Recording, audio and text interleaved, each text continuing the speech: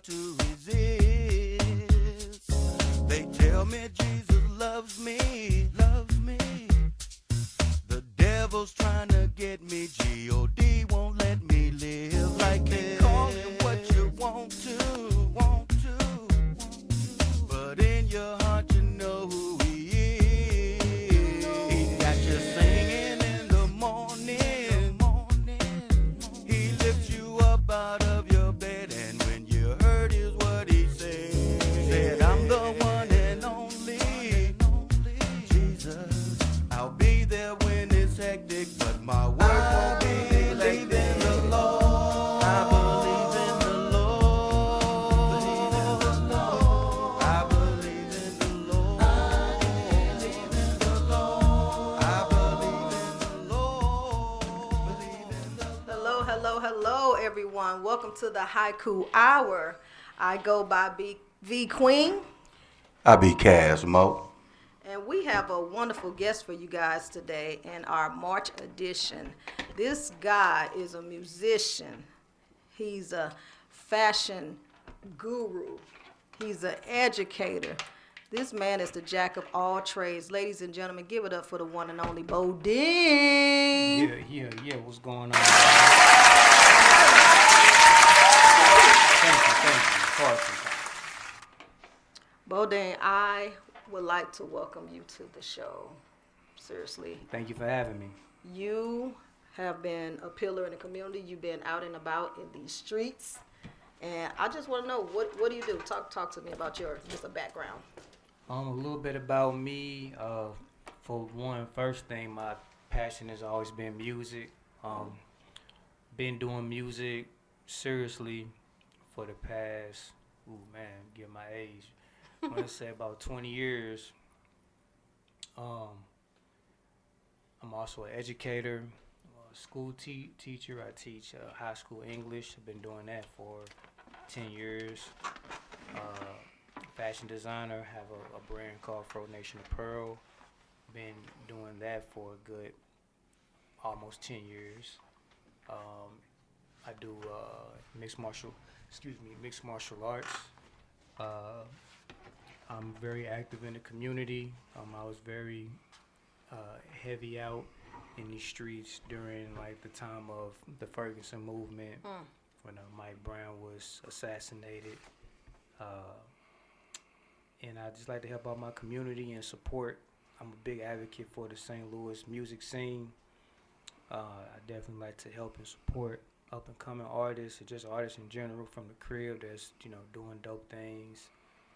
And I'm just a visionary, man. I'm a visionary. I have a vision, and I turn into reality. That's what I like to do. Okay, I see. What motivates you? Because you have all these titles, and it's like you're pursuing them. So what's your motivation? Knowing the fact that I don't want to live with regrets. I don't want to be on my deathbed or close to my deathbed and be like, man, I wish I should have done this and that. I've seen too many people that I know, who had great talents in certain fields and never pursued them. I know dudes that was great rappers, great athletes, very smart, and could have really taken their skills and gifts, far. They could have became rich, could have been successful entertainers or entrepreneurs, and they kind of just let them fall by the wayside, So, I vowed for myself not to, be in that predicament. Right. I want to talk about the kids, the kids you educating. Yeah. Because let's we don't talk about see the little munchkins. The little what? Little munchkins, little rascals. We don't see a lot of male educators in the classroom. Like, why do you think that's so? Probably because of the money. Like, a lot of people just in general think, teachers don't make enough money and it's not worth the headache. But teachers make decent money. The more education and like years that you put in, like the more money that you get. And there's other incentives that you can do in the school and things like that to, add more money to your salary. But I think a lot of reasons why, well, the main reason why dudes don't, teach black men aren't educators is because of, the pay. They feel that it's not enough pay. We need more black men in the classroom. It's a difference when a black man's in the classroom, Exactly. not just for black kids, but all kids. Right. Like you just see the difference. Yeah. Like the kids are getting life from a different perspective, you know what I'm saying, than what they usually, hear it from. And that's every school I done worked at, whether it's been all black kids or a mixed group of kids, Right. predominantly white kids, like, they gravitate towards me. It's just different. And I'm like young, I'm hip to pop culture, I can relate to them to an extent. So that like also helps with my connection with the kids too. Yeah, you're very passionate, and at the end of the day, where you teach, they need to see that because they don't have it in the home. So for them to go to the educational sector or the school, if you will, it just motivates them to be like, okay, he can do it. I see him doing it. What can I do? Yeah. So what do you think about that? Just. Oh no, I totally agree. A lot of the times kids don't have a stable home, Right. and so they need somebody to kind of let them know what's right, what's wrong, or just let them know that they care. And sometimes it may be because mom is working, she trying to provide for everybody at the crib, so she can't be home to take care of everybody. Maybe those kids are, looking over everybody while mom is at work or pop is at work. When I worked at St. Louis Public, when I worked at Sumner, that was a real eye opener about just why kids act the way they do in the classroom. Why certain kids are asleep when they come in class. Why certain kids be acting up. Don't never want to read when it's time to read. They want to, act a fool because they don't know how to read. Yes. 10th grade reading on a 3rd grade reading level. Them going to sleep when it's time to read, or them like trying to crack jokes and stuff when it's time to read. It's because that's their way of escaping, from you calling on them. Or sometimes some kids just come to school because that's the only way to avoid getting beat or raped. Yeah. Or, they're homeless, so this is the only meal. Right. You know what I'm saying? Air conditioning or heat. Yep. It's multitude of reasons why, kids come to school and behave the way that they behave in schools. Mostly in the city, but it's in the county and stuff too. But when I was in the city, that was a real eye opener because my principal, he got when I started at Sumner, it was 3 new teachers. Like this is our first year as like real teachers. And we all had the same complaints that, man, these kids, man, they be acting up and they don't want to listen, whoop wop the wham. So we had a PLC or we had an after school meeting. And I'll never forget, he just explained, why this stuff is happening. He said, like, you see that bench out there? Like one kid one of your students is sleeping on that bench every night. Oh wow. Or you see them crackheads or them prostitutes on the corner, that's somebody's mother that's in one of your classes. Oh wow. See them little D-boys that be driving around the school, that's somebody's big brother. Right. You know what I'm saying? So he was just breaking down why kids act the way they act. He said one kid is getting abused sexually at home. You know what I mean? And this and that. So once he kind of broke that down, that made me look at, my students in a different light. Still, try to, help let them understand that they can't just act any way in class, but it kind of like eased the tension and, wasn't as strict on them as, I was trying to be. It's like, okay, I understand now. So for a long time, I had the opportunity to work with kids too, and my question, see, because you said you work with kids, and you were saying that they gave you a lot of reasons of why they think these kids are acting like this, but in your hindsight, what do you think the actual problem lies at with how they act when they come? Where's the root of it all coming from? Home. It's coming from home. that's the main route.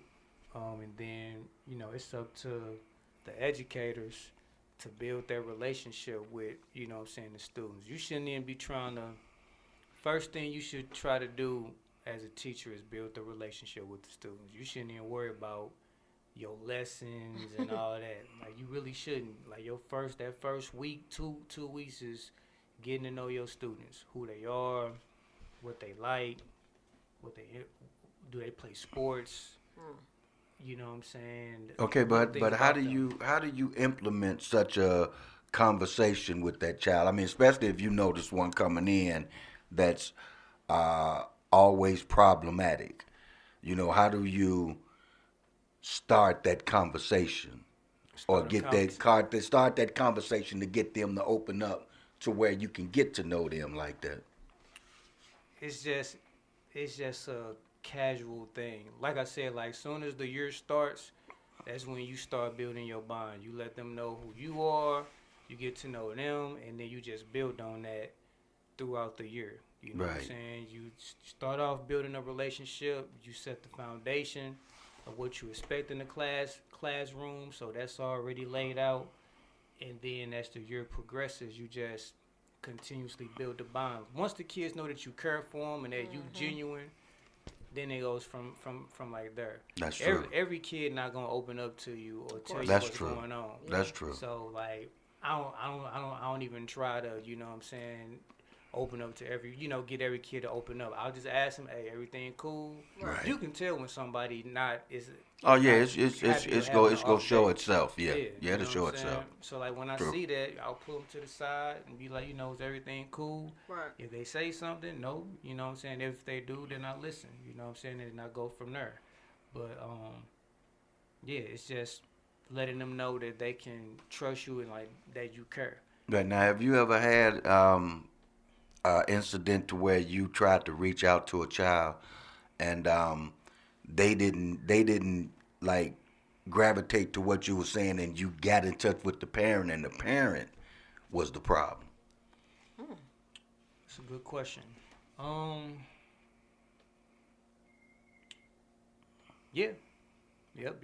It's been a couple times where um I had kids that was kind of they were hard headed and tried to talk to the parents, and the parents was like, well, there's nothing that I could do.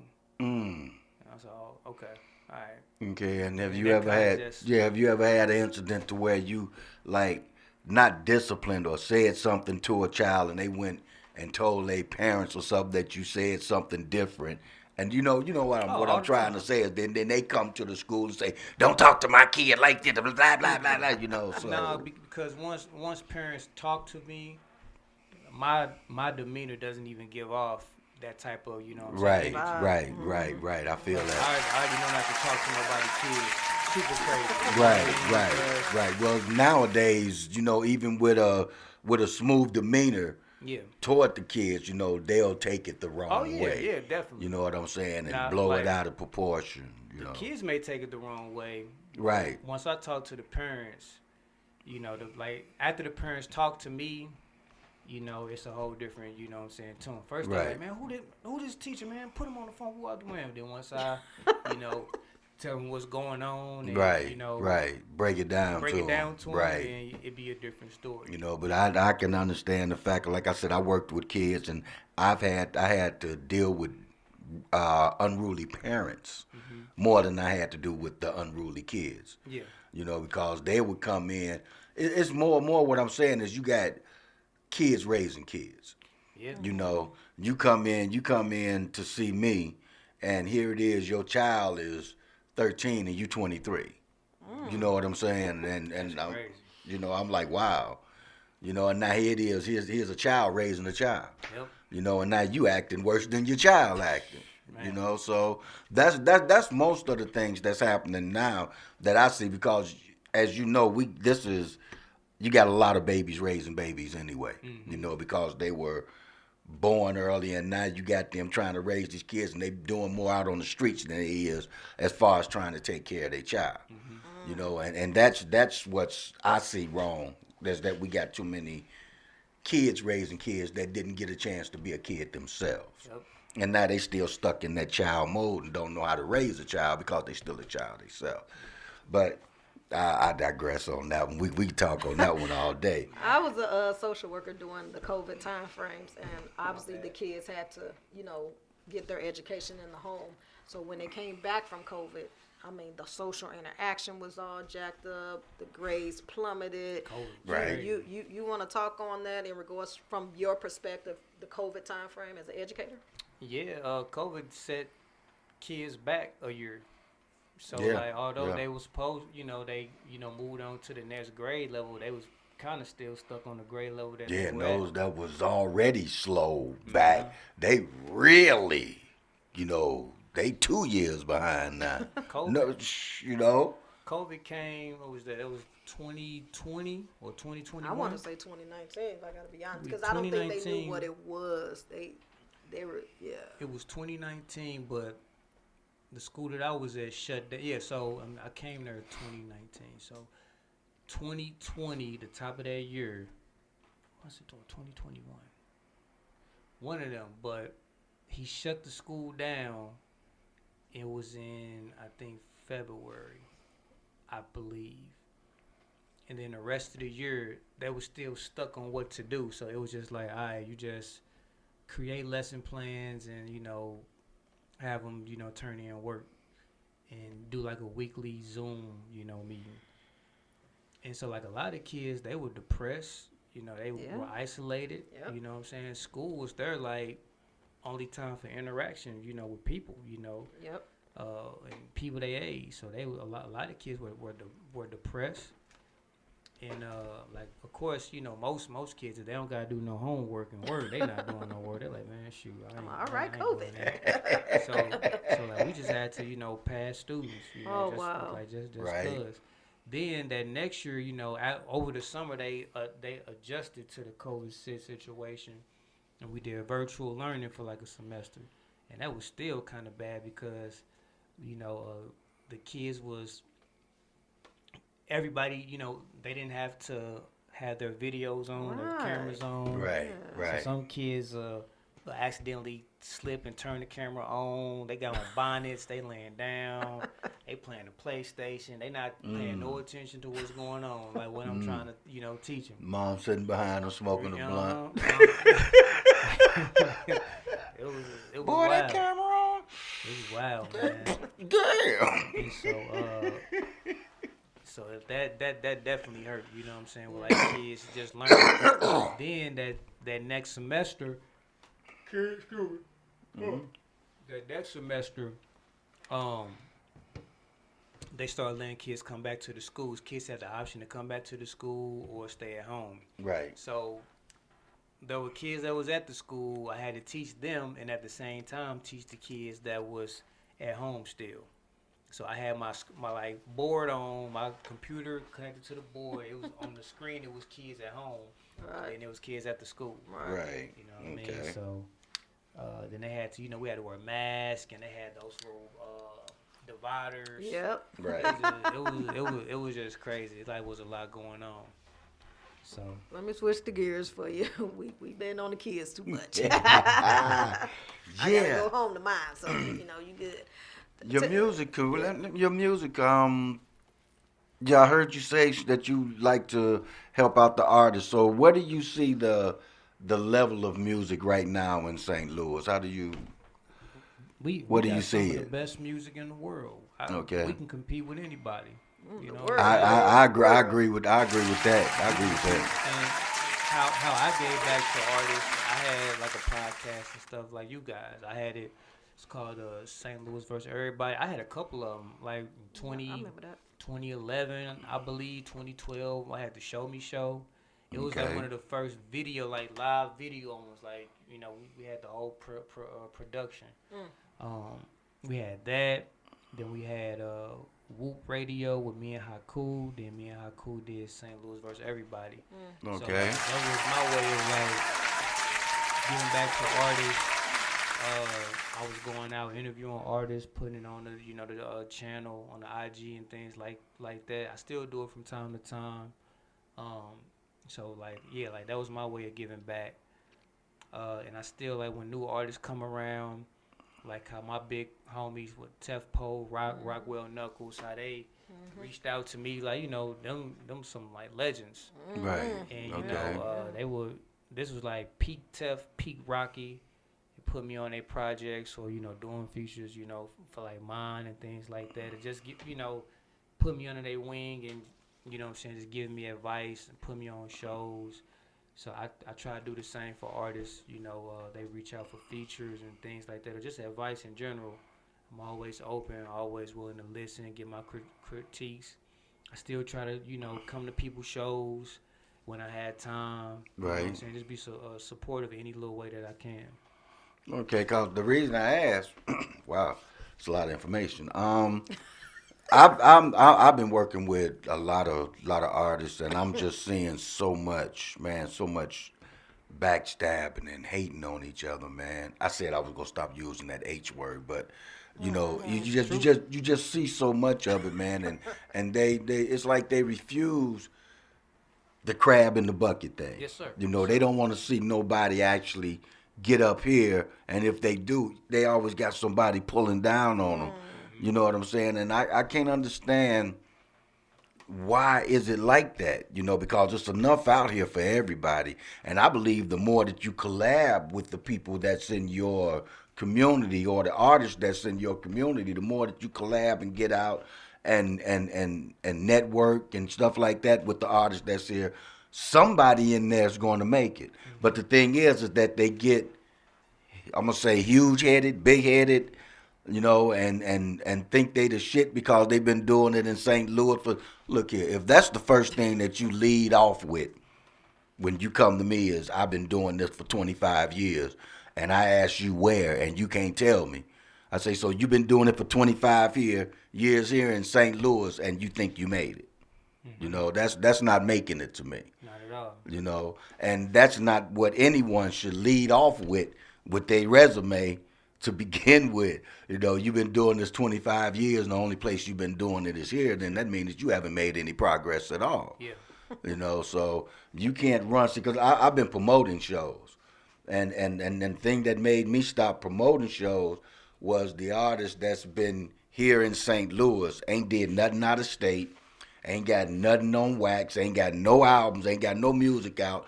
But just because they've been doing it for so long, they want, you know, Cardi B money. That's crazy. You know what I'm saying? They want to get paid big money, but they don't want to support the show. They don't want to, you know, advertise the show. They don't want to sell tickets. They don't want to put asses in the seat. And you know, I'm a performer myself, and one of my pet peeves is having to go and perform to an empty ass room. That's a pet peeve of mine. If you put me in the show, I'm doing everything I can to pack the building.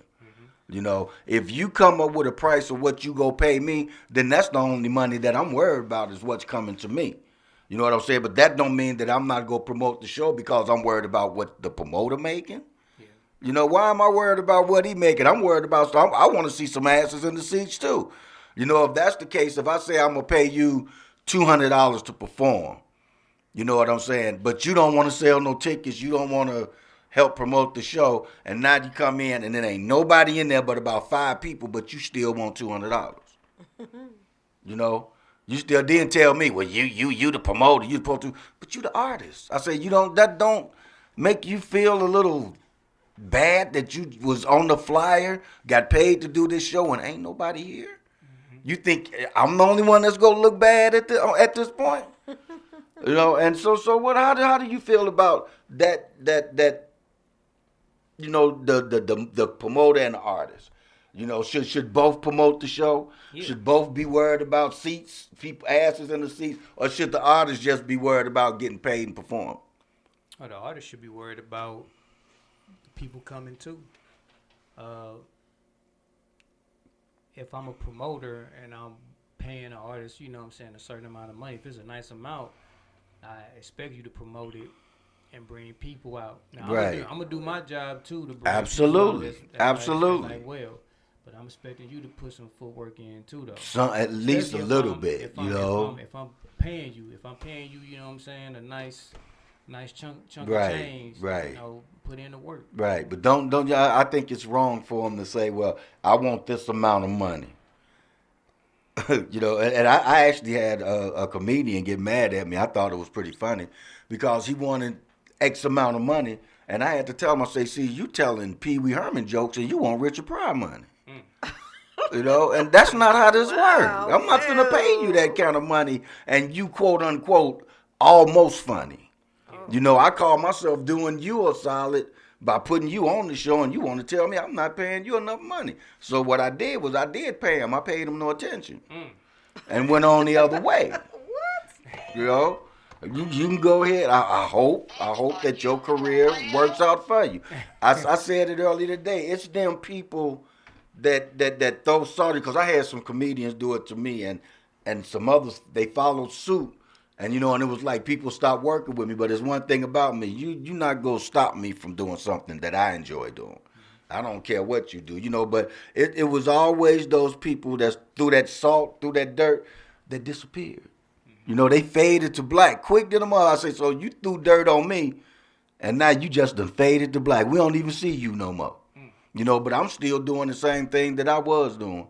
And that's like you said. I want to be able to promote artists. I want to see artists, excel in what they do, but don't just be a city artist and you're not really doing anything and you expect to get that big money. So I'll really be looking forward to probably getting your information and working with you. I'm sorry, I just went completely hobby queen. That was kind of deep there. Like, what did he say? I paid him what? What you say? I paid him. Paid him no attention. Pay him no attention. Yeah, I paid him. Yeah, I paid him no attention. Bodine, the last time I saw you perform, actually, was it the Sheldon? What was that show? It was near Washington. No, it was near Dark Room. Dark Room, yes. Dark Sorry. Room. Okay, yeah. I apologize, ladies and gentlemen. He performed at the Dark Room because I don't want nobody messing me up. No. The last time I saw him perform, he was what, 22, 23? 22. I'm a poet, man, and I it's not about the beats, but that's cool. Mm-hmm. It's about them words and them lyrics. Yeah. And you did a particular song. With all your songs were good. Let me say that. But you did a particular song, and it was like a ode to your father. Oh yeah. Letter to Cancer. What is it? Letter to Cancer. Letter to Cancer. And this is what makes you a better artist, teacher, educator, whatever you want to be. If you can't move people with your words, why are you here? Why are you doing what you're doing?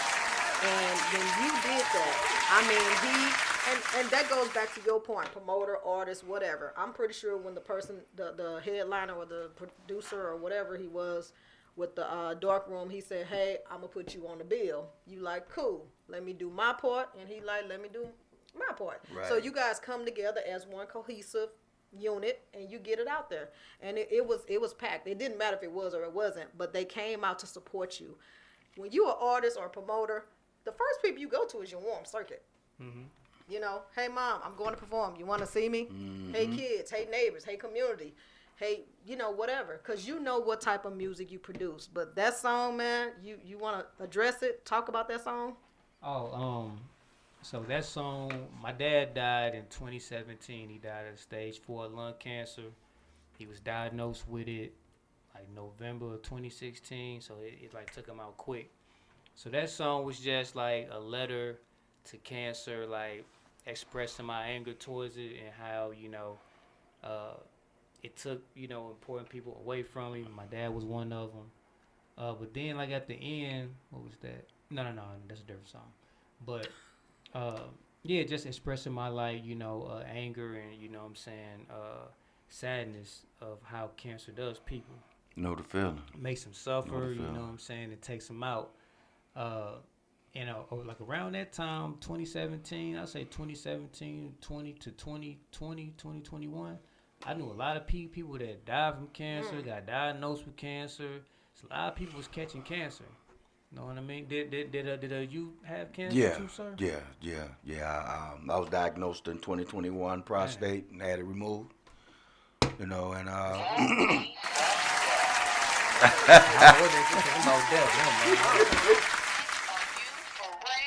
Yeah. Congratulations, man. Congratulations. Yeah. I had it removed, and so far, I've been good. Yes, sir. That's man.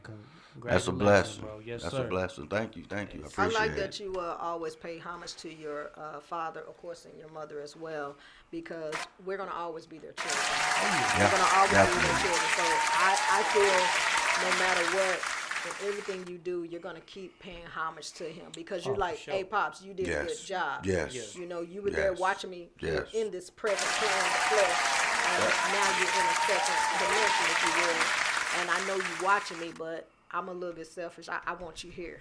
Yeah. I want you Right. here, Dad. Yeah. Right. And Right. it wasn't that song, but it was another song where I talked about how, I understand why, he died. Like I like would rather have him die and not suffer than Right, live and suffer right. just for my selfishness, just because I want him here. Right. You know what I'm Right. saying? Like he died right before the whole COVID thing came. That could have messed with his cancer. Right, Oh, yeah. right, The all right. types of presumptive stuff. conditions. Right. And I was talking to my lady not too long ago about like, cancer and like people just struggling, like when having terminal illness. You know what I'm saying? Like that could be God's way of kind of prepping them to get their life right, before they die. Where like a lot of us, Right. when we die, we don't know when we gonna die. We just, Right. we just Right. die, and we gotta face our fate wherever we go. Where someone with a terminal illness, they kind of got time to like, all right, I know this happening. Right. Get Get things in myself right order. with God, make amends with all the people, Right. why. Right. Right. Right. So, Definitely. it's like kind of making like a blessing. You know what I mean? Of course, it still sucks, but at least you're preparing yourself to Right. be up out of here. Right. You know what I I mean? had my cousin. She was diagnosed with stage 4 liver cancer, and it was like as soon as they told her that she had stage 4, her whole and about 2 weeks later she was gone.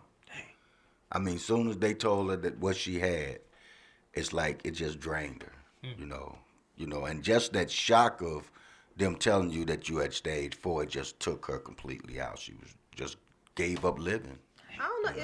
Is it an attitude thing? Is it a spiritual thing? Is it a fearful thing? They say you got it, and most people don't handle these diagnoses the same. Right, Like right. you said, she was like, "Hold on, what?" Right. You But you giving up or whatever. If somebody come tell you got stage 4 and you got such time to live, it's gonna hit you Yeah. like a Like ton a of brick wall, bricks. It's gonna hit you like a ton of bricks.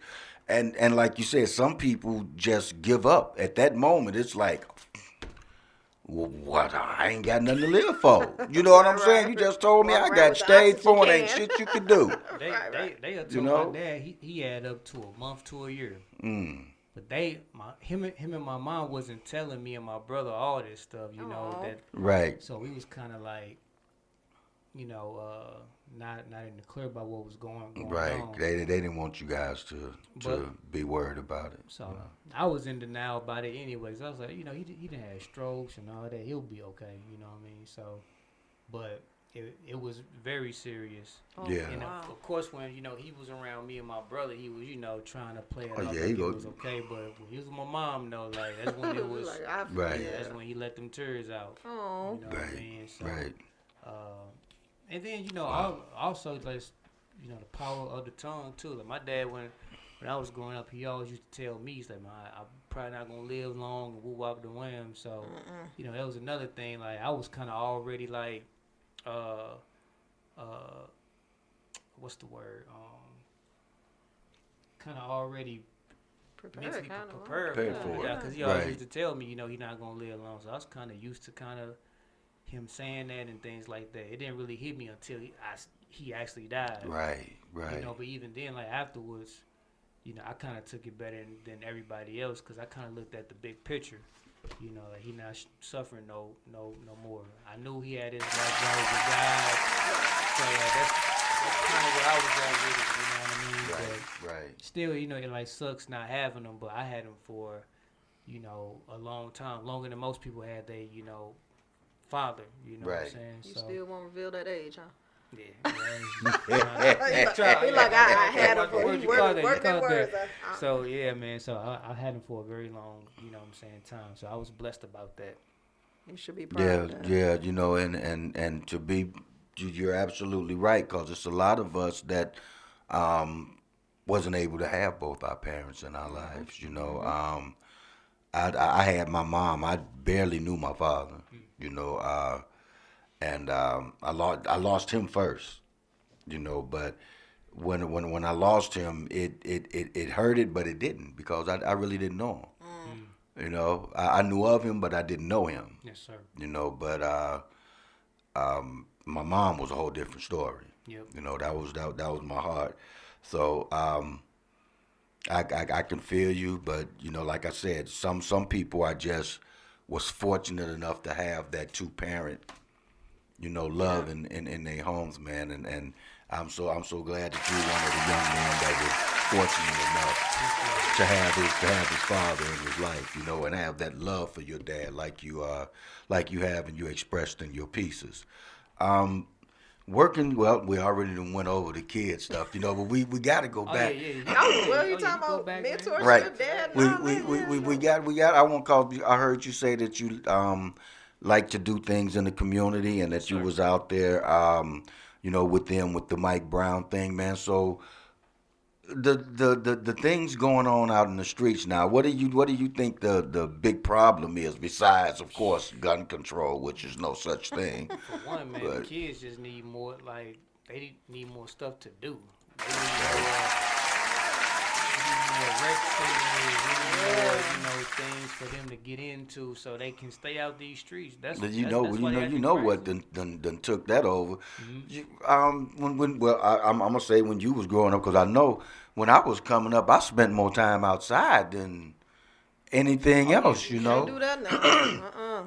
But now the kids, they you can ask them. You don't even see kids riding bikes no more. No.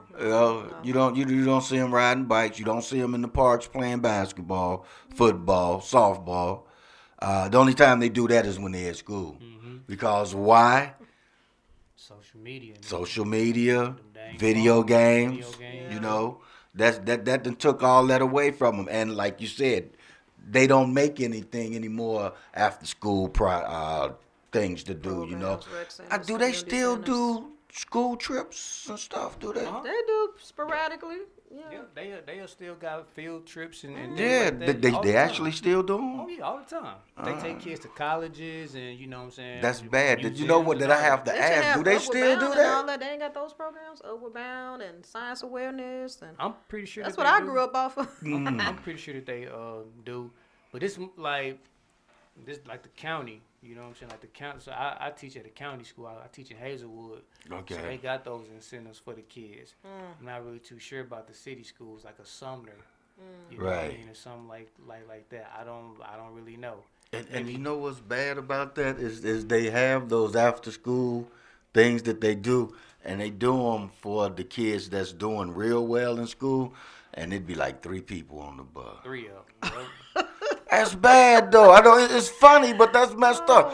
No. Why come you don't never get asked to go on field trips and stuff like that? Because I got an F. That's why they say let's get a short bus, because them big buses do cost a lot of money. Yeah, you don't say have let's get the short bus. Carpool or something, man. I never knew how much expensive it is. Like, they will tell you. That's why they stop them buses. That's why they condense these schools, because the children, if they're not in the district, they will shut them down. Well, you know what? It's one thing that I always said, and I don't think politicians should be making more than teachers. I don't know how much they make, but they make more than teachers. I don't think too many people should be making more than teachers. You see, great minds, I tell you. Social workers, come on. Firefighters. No. Should nobody be making more than the people that's teaching our kids? We all teaching the kids. You at home, you should be teaching your kids. Like, you ain't teaching your kids? I taught mine. I taught mine. See, The majority we not we doing we it, we, you we know was what I'm just saying? talking Majority about not that. doing It it starts at at all. home. Oh, Starts of at course. home. It starts at we home, cannot so expect you these educators to sit here and teach. and We teach cannot your do that. That's not right. And then they get mad at the educators because their children not learning. Well, what was you Shoot, doing? man, we as a teacher, you are a mother figure, a father Yeah. figure, a uncle, a aunt, a big They brother, they role used they model. used to Yep. be, but see now if you even say the wrong thing to a kid now, the parent gonna be on your ass more than the kid is. Don't talk to my kid. Well then, Sometimes, so you know what? It's like that. Then maybe you should talk to your kid at home, because they Well, come in here and talking to me like they talk to their friends out there on the street, and I'm a grown ass man. sometimes, sometimes you can, you know what I'm saying, cause kids do get a little beside themselves. I do gotta check them. I'll just check them in a way, that's that won't get me, Won't get you, fired. yeah, You know what yeah. I mean? And I feel that's the same see, thing I And had to like do. and like I yeah. afterwards, after a while, they'll either come to me and apologize, man, my bad, I was tripping, or I'll pull them to the side and be like, hey, I'll just have a honest conversation with them, and then we be on good terms. But teachers, a lot of teachers, where they feel that they don't let kids know, hey, this is my classroom. Right. You can't talk to me any way that you feel. Right. It's not happening. You know what I mean? And you're going to respect me however way we got to, you know what I'm saying? Do it. Right. I'm a demand yeah, man. professionally, Right. yeah. You gonna respect me man. because you coming in my classroom. I gotta see you every day. Oh wow. You're not gonna do whatever that you feel that you can do. I've been seeing a rise of children literally beating the tarnation out of teachers, and I seen a couple and, videos. and I Yeah. seen some in St. Yeah. Louis, to be honest. Yeah, and, yeah, I had to pull so one our off a educators couple are teachers. more. Nation. They're showing. I mean, Yeah. the educators they they reserve themselves. They kind of humble themselves, and I'm like, hold on, I don't come to my job to get knocked the f out. Right. You know what I mean? Right. Or it's just disrespectful. Someone trying to take the student phone. You're not supposed to have their phone. So I'm just disgusted at what I've been seeing. Yeah, well, I'm At serious. the same time though, like you don't even try to take their phone. Like, all right, you gonna be on your phone. It's two things I'm gonna either do. I'm gonna just take off points for your grade. Your Yeah. grade gonna suffer, or I'm gonna call home. I'm gonna call home regardless, and I'm gonna see what the parents. I'm gonna check their temperature. That's where see the what they say problem about the comes. phone. And if your parents don't My do kid anything, needs his phone. What if something happened? I'ma They just- need it in third period. And Like, what like are it's not even about like I don't take the phone, but I'll just tell you to put it up. I'm like, Yeah, bro, put it up, bro, put it you on. know Oh, you're not supposed to have yeah. the phone out, and I'll just take off points. And the kids know I take off points. If I see that phone when it's not supposed to be out, I just write your name on the board. Why and my deduct son points. get held back? I tell cause he was on his phone the I whole mean, do damn they still semester. fail kids? No child ever had. No, seriously. yeah, they I do. mean, I haven't seen a kid fail. Yeah, I they think do. it's just a joke on the kid, and I feel bad because they go to another level and they can't read past the first or second grade. It's insulting. You know what's bad? I think I said this once before, and you know it don't happen. I said, I wonder how many parents, when their kids come home, at least one day out of the week, ask them to read something for me. Here, take this book and read something for me. And then somebody told me, you know why? Because they probably can't read themselves. My Lord. And it's a shame that it actually happens. If you look at it, what a lot of people don't look at, and I get, kind of frustrated trying to let them know that a lot of the kids that are kids now are kids from the crack era. And you got to understand that a lot of them still have that shit in their system. And it done already messed with their brains already.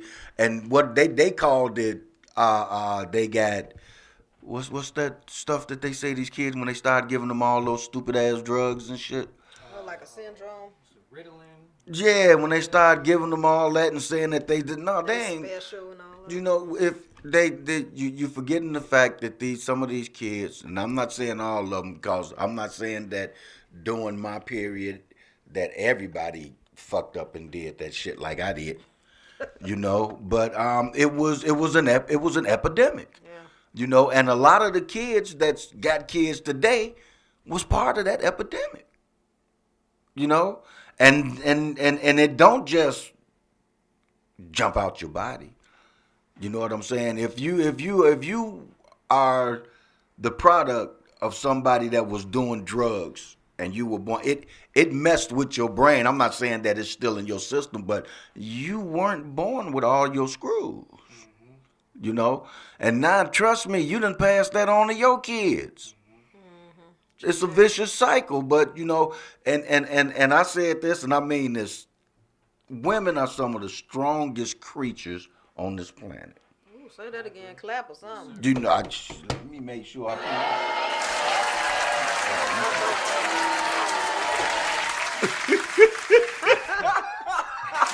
But really, I mean, because even with that epidemic, and a lot of other women that decided that they still wanted to smoke drugs and stuff, and was pregnant, and that's what screwed up a lot of kids was that. But see, you also have to look at the fact that not only was she smoking, the daddy or whoever it was probably smoking with him.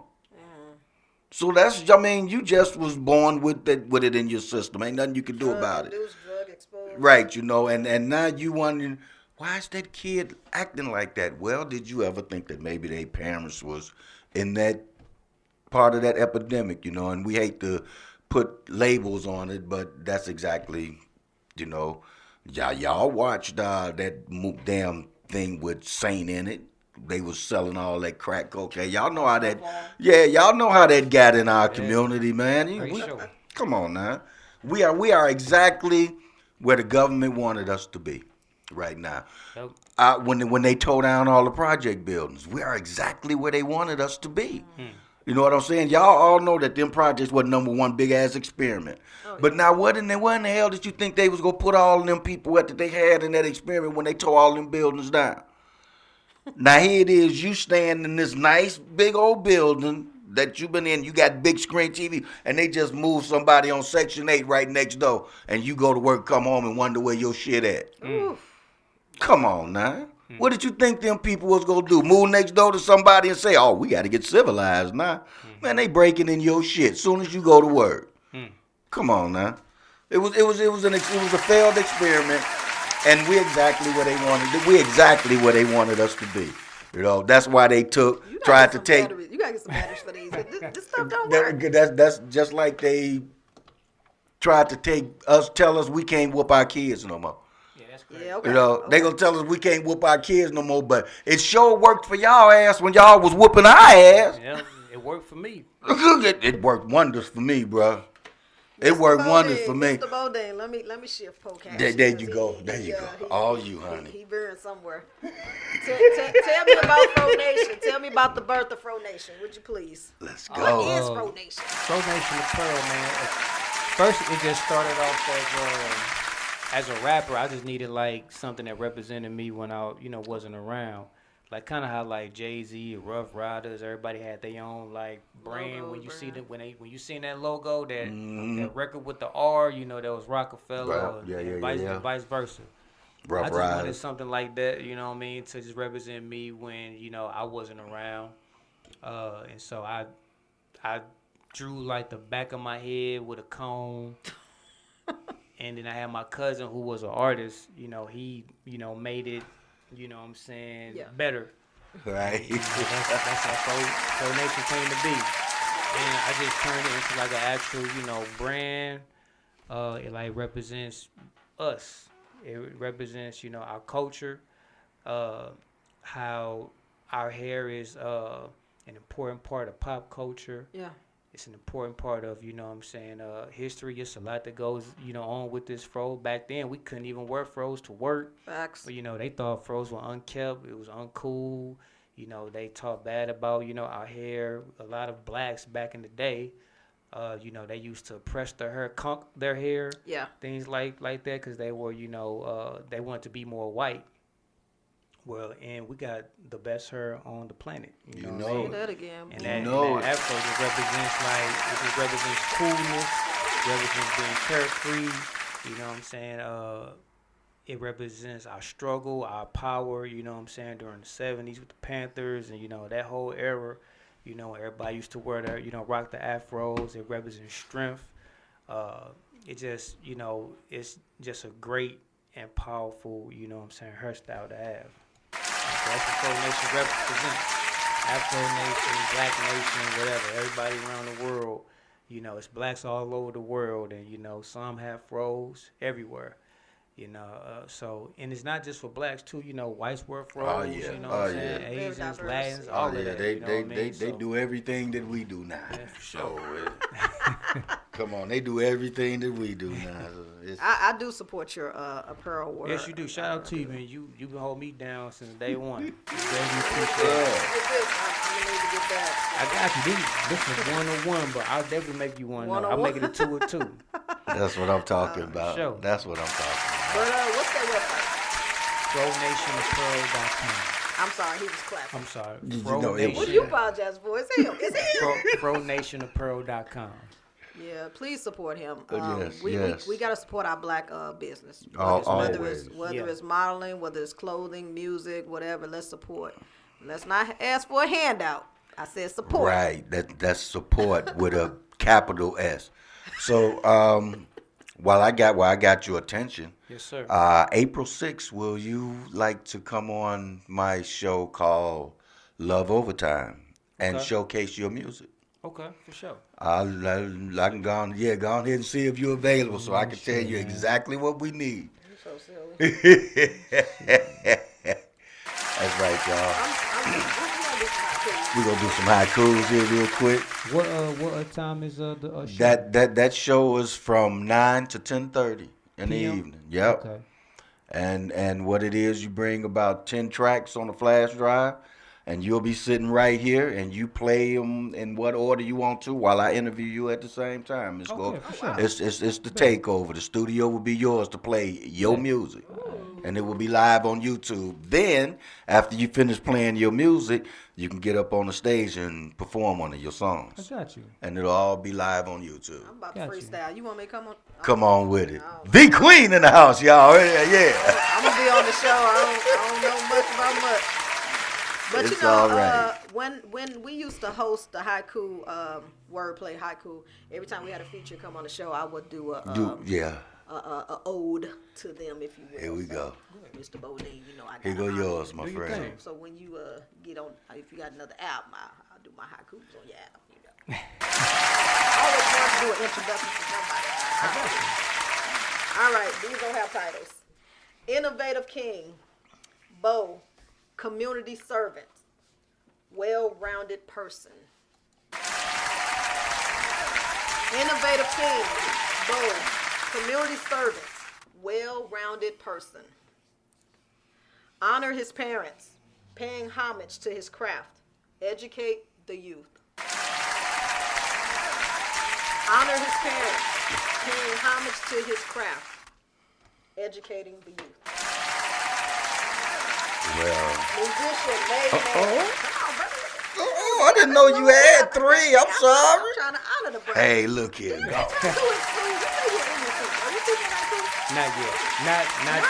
Not yet for this school year. But yeah, we do teach it. I feel the same way. That worked. Let me get this last one out, but please teach it next year at least. Musician, made man, Fro Nation, authentic wear. Bodine, you did? What? Hey, fill these things up, please. I will. I'll make sure that we have them so that Some better ding-dings. You can record your own. You can say, now that was it. But no, Bodine, we definitely appreciate you, man. I appreciate definitely you appreciate you coming, and I'm looking forward to having you on Love Overtime, and I would also like to invite you to come to Tuesdays Up in Smoke, but we'll get to that. Let me do a couple of haikus. That's right, I want to tap first. Trust no one today. You are your best supporter. Always stay on point. Oh, yeah. Trust no one today. You are your best supporter. Always stay on point. That's self-care. Truth is the struggle. We practice to teach, but our kids losing. Truth is the struggle. We practice to teach, but our kids are losing. Yeah, that was right off the top of the head Yeah, too. I So, saw you so don't play. I was only talking about 1, 2, 3, 4, 1, 2. So I commend you, young man, on being an educator to our children. Yes. Taking the time out to come and sit with us tonight. I commend you on your music. I'm looking forward to having you on the show, and your community activism, man. You know we need more of you, and I'm looking forward to just having you back around, man. And by all means, keep doing what it is you're doing because we definitely need more brothers like you, especially around our kids. Thank you, sir. You got any other projects coming out?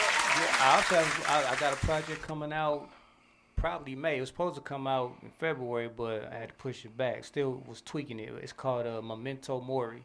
So that's Latin for Remember You Must Die. So it's pretty much talking about life and death, you know, the afterlife, all that stuff. So that'll be out probably the end of May. Okay. So What that's is that, what like we're a pushing movie, for. or what is it? That's a Latin phrase. No, I got that, but you said you have a project coming out. Yeah, is it like a music? documentary or is it like an album? It's an album. It's It's an an album. okay. Okay. It's an album. Okay. Mhm. Okay. Well. Yep. Yeah. Kudos to that So when I come back in April, I'll probably, you know, be playing some of that, you know, Okay. during the conversation. Cool. Well, cause all you got to do is whatever you want to play, bring about 10 of them. For sure. You know, and yeah, bring about 10 of them. We go sit you down here. You can bring it on your laptop or Gotcha. your iPad or on a flash drive. I can put it right here, and you can play them whatever order you want to, For and sure. we'll talk about them, talk Right, about for you, sure. talk about the things that you're doing in the city, and just it'll be your takeover, man. The Gotcha. show will be yours for an hour and a half. Yes, sir. No, so V Queen, I'm gonna shut up and let you go because you're looking at me like, boy, you talk too much. I got a couple more coming out, but that's the first one. That's the first one that I'm about to drop. So it'll be more music coming out like the rest of this year. I'm sitting on a bunch of music, so it's just time to That's put why it I all out can't the wait vault, to get man. him on that It's time to showcase. get it out the Boy, vault. Just bring it and let it go, Yeah, man. we You should see him Let it perform, go. man. I'm It'll looking make you forward to cry. all that. I'm looking forward to all of it. Like I say, after you drop a few tracks, man, I cut the mic on over there, put the camera on you, man, and the stage sure. is yours, All right, bro. man. You know, I'll so tell you, man, when we was in the dark room, he made thugs cry, Indians cry, every type of audience was up in there. I'm just saying. That's cool. I did one cry. That's cool. It was insane. Like, for real, your music do touch people, and I'm serious about reach one, teach one. Just keep grinding, keep. Please going. do. You know your end goal. You know Please what you're trying do. to do. So just, whew, the boy code. Just please do. Your info, how to get in touch with you and all that. Let them know. Instagram, Bovember Dean, Bovember.com, Instagram, Fro Nation Apparel, and FroNationApparel.com. All right, Vic Queen, let them know how to get in touch with you and what you got going on before we step on Y'all to can the just dark call side. Me. Everybody got my number. You know. It's the V Queen signal. I am on Facebook, V Queen Poetry. I do perform at request. I do editing. You know, if anyone want me to edit, I do consulting work. I do reach one, teach one. I do provide resources with veterans. So if you guys know any veterans that need some sort of assistance or want to be a part of the VFW, you could just hit me up. So yeah. I'm gonna look forward to getting with you so we can probably put something together to do down at your VFW. You know, you always got carte blanche to me to do anything because we both soldiers. Yes. That's right, and I still outrank you. Don't make me. Yeah, that's right. You're not that's the right. of the month. I'm a commander. Oh God, Come don't on. now you outrank me. Carry I on, tell carry you, on. carry on, kid, carry on. Carry on, buddy. But thank you so much, Bodine, for coming down, man, and spending this evening with us. We ain't got nothing but love for you, man, and we definitely want to have you back. Yes, sir. I'm Kaz Mo. Last time I checked. Not signing out. What the outro music? It's coming. I was waiting on you to go on it. Okay, there you go. Till next time, everyone. Till next time, y'all. We still in here. Oh, There you go. Where is it?